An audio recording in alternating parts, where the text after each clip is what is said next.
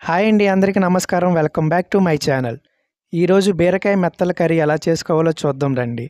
వీటిని కొన్ని ఏరియాల్లో నెత్తళ్ళని అంటారు. మా ఏరియాలో అయితే మెత్తళ్ళు అంటామండి. మరి మీ ఏరియాలో ఏమంటారో ఒకసారి కామెంట్ చేయండి. ముందుగా వాటిని కొన్ని తీసుకొని క్లీన్ చేసుకుని ఒక 10 to 15 మినిట్స్ నానబెట్టుకోవాలండి. తర్వాత మనం ఈలోపు బీరకాయలను బాగా చెక్కుకొని ఇలా ముక్కల కింద కోసుకోవాలి.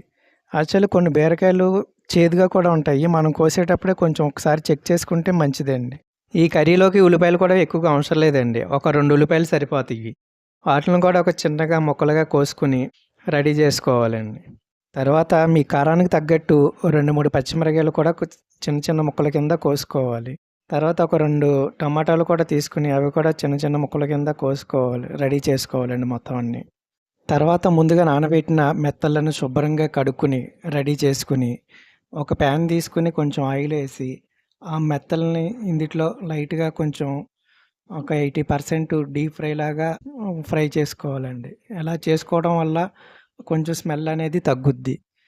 సో అవి ఒక బౌల్లోకి తీసుకుని మనం కోసుకున్న ఉల్లిపాయలు పచ్చిమిరపకాయలు వేసుకుని లైట్గా సాల్టు పసుపు కూడా వేసుకొని కొంచెం సేపు ఆ ఉల్లిపాయలని మగ్గనివ్వాలండి.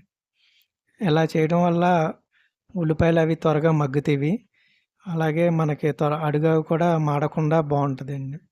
తర్వాత కొంచెం కరివేపాకు ఫ్లేవర్ కోసం మన ఇష్టం, ఆప్షనల్ అండి. వేసుకుంటే వేసుకోవచ్చు, లేకపోతే లేదు. వేసుకుని అవి బాగా మగ్గిన తర్వాత టమాటా ముక్కలు కూడా వేసుకొని కొంచెం సేపు బాగా మగ్గనివ్వాలండి. ఇవి మనం డీప్ ఫ్రైలోనే ఎంత త్వరగా మగ్గితే కూర అంత టేస్టీగా వస్తుంది.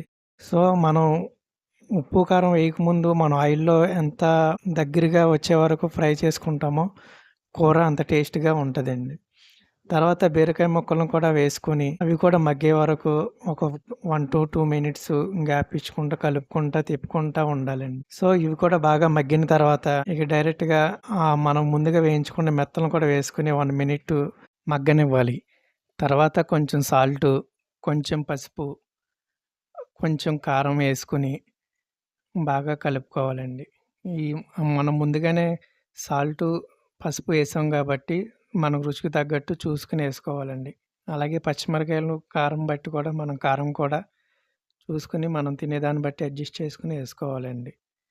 సో బాగా కలుపుకొని కొంచెం వాటర్ పోసుకుని ఒక 2 మినిట్స్ లో ఫ్లేమ్లో మగ్గనిచ్చుకోవాలండి. తర్వాత ఇలా దగ్గర పడుద్దండి. పడిన తర్వాత మనం సాల్ట్ సరిపోయిందో లేదో చూసుకుని, లేకపోతే కొంచెం వేసుకొని ఫైనల్గా ఇంకా కొత్తిమీర వేసుకొని దించేసుకోవడమేనండి. ఇలా వేడివేడి అన్నంలో కర్రీ వేసుకుని తింటే చాలా బాగుంటుందండి. ఇది ఎలాంటి పేస్టులు మసాలాలు లేకుండా చాలా ఈజీగా ఇంట్లో ఉండే వాటితోనే మనం చేసిన కర్రీ. ఇది బ్యాచిలర్స్ అయినా స్టూడెంట్స్ అయినా కొత్తగా వంట చేసేవారైనా ఈజీగా చేసేయచ్చండి. ఇది కూడా ట్రై చేసి ఎలా వచ్చిందో కామెంట్ చేయండి. Thank you for watching. Please subscribe to my channel.